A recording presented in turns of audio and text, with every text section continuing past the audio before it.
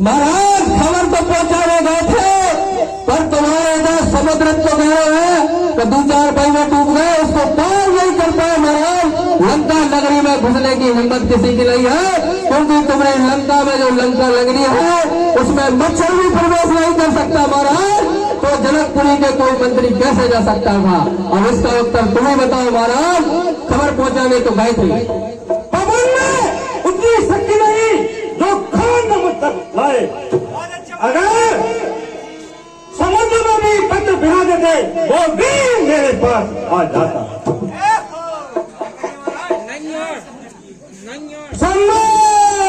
शंकर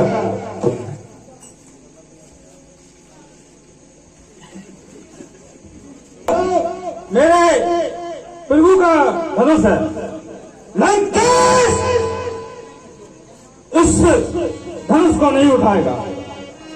एक बार सीता को मगर लंका घुमा देगा। संग्राम सब शंकर।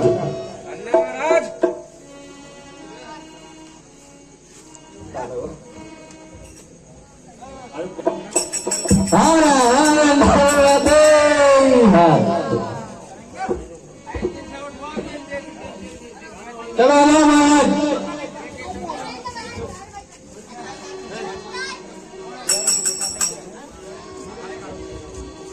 हेलो महाराज, धनुष उठे हो?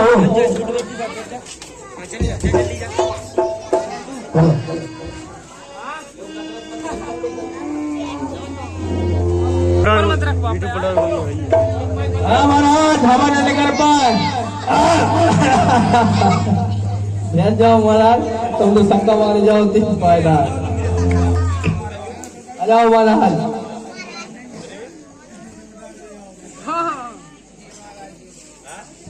महाराज, अरे वाह धन्य महाराज।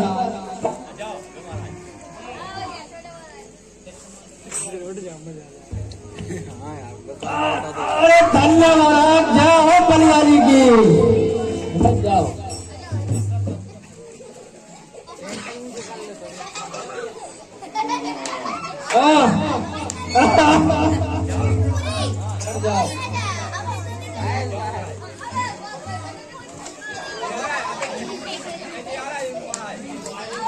जाओ महाराज, क्या हो?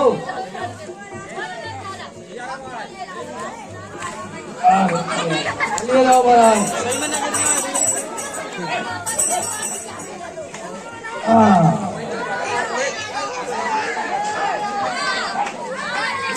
दादा हो दादा।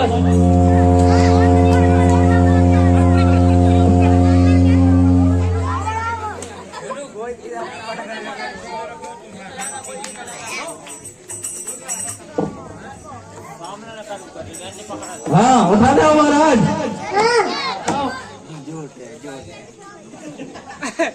उठाने हैं। अरे उठाने का नहीं उठाए।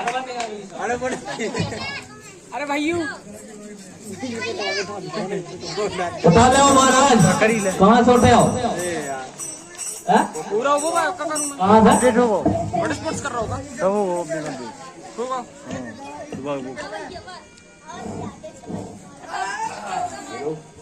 जाओ महाराज, तुम्हारी पिया तो भैंस को दूध।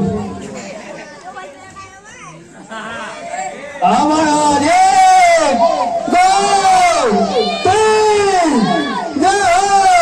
जाओ बुढ़िया बड़े महाराज, जाओ। हाँ महाराज, बहुत बढ़िया महाराज। अरे तेरा का काम हो जाएगा। हेलो हेलो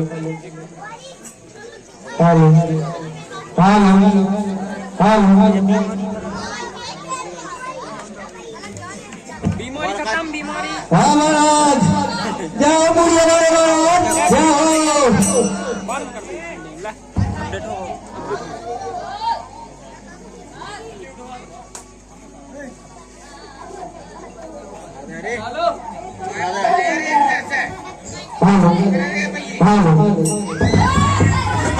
उठा दो रे, उठा दो।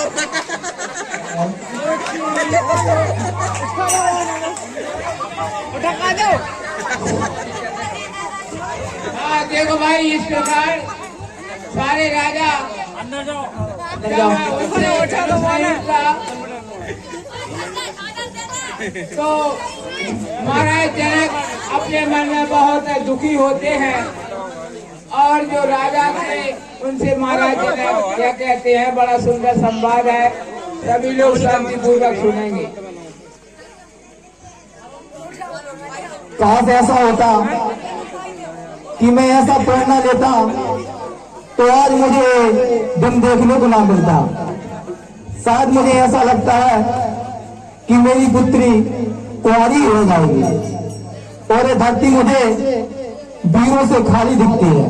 बहुत बढ़िया। इस प्रकार महाराज जनक बहुत दुखी होते हैं और कहते हैं कि ये पृथ्वी का वीरों से खाली है। अगर मैं ऐसी जानता तो मैं यह प्रतिज्ञा नहीं करता। इस बात को सुनकर लक्ष्मण जी क्रोध हो जाते हैं और महाराज जनक से क्या कहते हैं, दीप दीप के राजा गण, दीप दीप के राजा गण, किसे कहूँ मैं बलशाली है।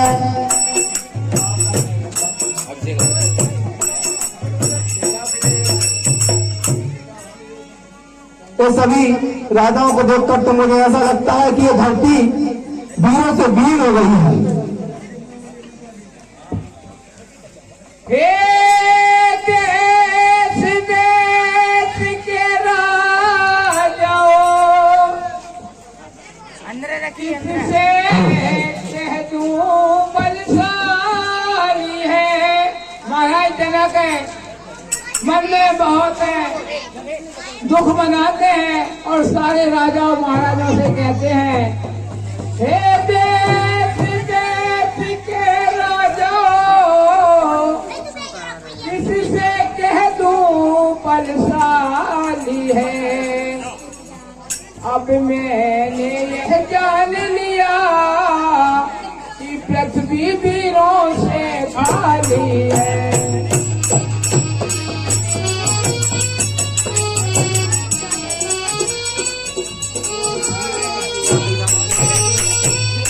इस प्रकार महाराज जनक सारे राजाओं को ललकारते हैं और घोषणा करते हैं कि मैंने जो प्रतिज्ञा ली है क्या मेरी बेटी सीता कुंवारी रह जाएगी।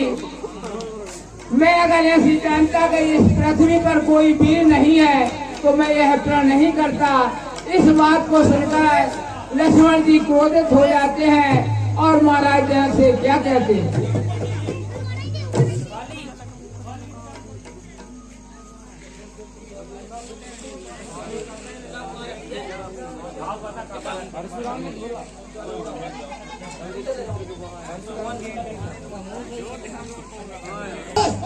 ऐसी लज्जाजनक अनुचित बात बोलने से पहले आपको याद नहीं आया कि इस सभा में यदुवंशी सूर्यवंशी रघुनंदन श्री राम बैठे हैं। हे महाराज जनक, जिस सभा में अगर एक भी कोई रघुवंशी बैठा हो तो ऐसी साहस, ऐसी लज्जाजनक बात करने का कोई साहस नहीं करता। और आप श्री राम को इस वीरता के लिए आप ललकार रहे हो। जनक भूप ने जो के ठीक नहीं है रघुवंशियों के सामने है खिलाफ ये बात।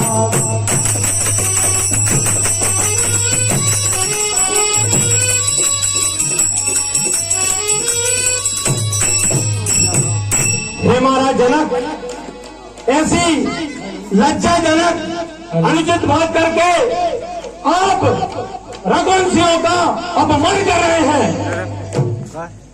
अगर सौगंध मुझे मेरे भैया के चरणों की अगर उनकी आज्ञा हो तो ये धर्म क्या चीज है। इस ब्रह्मांड को उठाकर के समान उठाकर ऐसे पटकू कि उसके टुकड़े टुकड़े हो जाए। सच्चे योद्धा सच्चे छत्री अपमान नहीं सह सकते हैं। धनवा को उठाने की क्या बात करते हो। इस ब्रह्मांड को मैं उठा के अभी जैन समान फेंक दूंगा। देखो भाई, इस प्रकार लक्ष्मण जी बहुत क्रोधित होते हैं और महाराज जनक से कहते हैं कि हे जनक, आप मन में विचार नहीं करते और कुछ भी कहते हैं। यहाँ पर रघुवंशी क्षत्रिय बैठे होते हैं, वह यह बात किस लिए कह दी कि पृथ्वी वीरों से खाली है। एक धनुष देखिए भाई, हमारी माता राम जी द्वारा लक्ष्मण के बजाने वाले पात्र को 20 रुपए की राशि दी जाती है। भगवान उनकी रक्षा करे। महाराज जनक से कहते हैं लक्ष्मण जी के बेचारा धनुष को क्या चीज है, सारा ब्रह्मांड को उठाकर गेंद की तरह उछाल सकता हूँ। यह बात को सुनकर महाराज जनक के मन में थोड़ी धीरज होती है और प्रभु श्री राम लक्ष्मण को शयन से अपने पास बिठा लेते हैं। अब तो महाराज विश्वामित्र मुनि भगवान से क्या कहते हैं, बड़ा सुंदर संवाद है। सभी लोग शांतिपूर्वक सुनेंगे। हेलो, हे राम, जो महाराज जनक के लिए यह संशय हो चुका है कि इस धरती वीरों से खाली हो गई, इसीलिए उनका यह संशय दूर करो और इस धनुष को भंजन करो। देखो भाई, इस प्रकार विश्वामित्र मुनि समझ जाते हैं कि जो भगवान शिव के धनुष के ऊपर राहु केतु जो नाम के राक्षस बैठे थे, तो बाणासुर और लंकापति सारे राजाओं से जब धनुष नहीं उठा तो राहु केतु भी वहां से चले जाते हैं। तो विश्वामित्र मुनि शुभ अवसर जानकर और प्रभु श्री राम को आज्ञा देते हैं और क्या कहते हैं कि उठहु राम हर भंजहु शिव चापा और मैं कहूँ गात जनक परितापा। विश्वामित्र मुनि भगवान से कहते हैं कि हे राम, उठो और इस भगवान शिव के धनुष को जो खंडन कर दो और महाराज जनक का जो हृदय में संताप हो रहा है उस महाराज जनक को शांति दो। इस आज्ञा को सुनकर भगवान बड़े सीधे सरल स्वभाव से धनुष की ओर जाते हैं, धनुष के पास में जाते हैं। हे राम, इस धनुष का आप भंजन करें।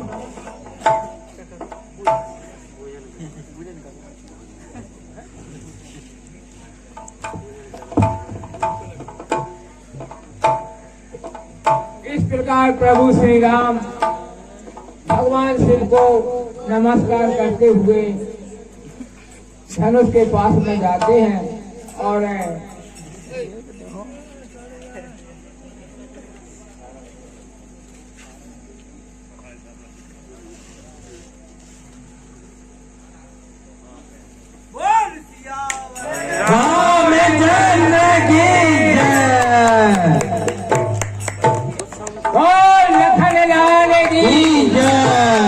विश्वामित्र मुनि महाराज की वशिष्ठ मुनि महाराज की गौर सियावर रामचंद्र की दुर्गा मैया की। इस प्रकार भगवान श्री राम धनुष को खंड कर देते हैं और जय जयकार होने लगती है।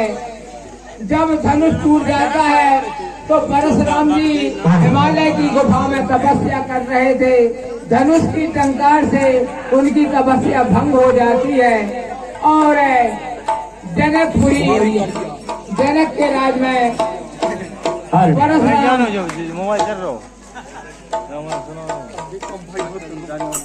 जब भगवान शिव का धनुष खंडन होता है तो परशुराम जी हिमालय की गुफा में तपस्या कर रहे थे।